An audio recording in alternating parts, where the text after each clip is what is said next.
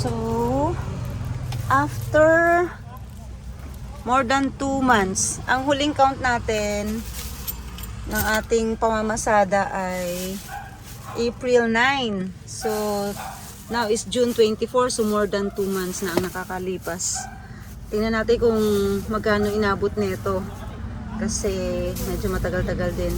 Last time tayo nakabili ng ng gulong. So, tingnan natin kung aabot na to ng gulong. Hindi ko talaga siya ginagalaw kasi nga para mapilitan ako, may savings ako.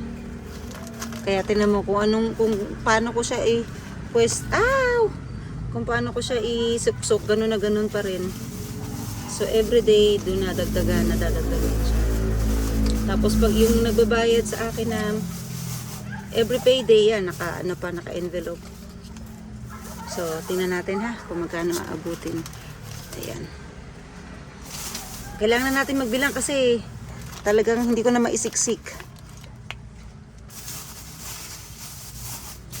So, syempre, mukha lang siya madami, pero magkano din ba ang gasolina niyan? Mahal ang gasolina.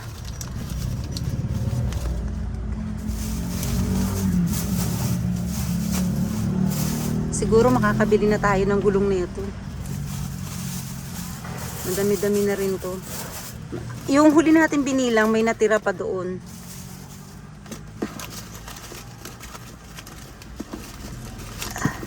Tapos yung huling renta nung van, nandoon din siya. Kasama rin doon.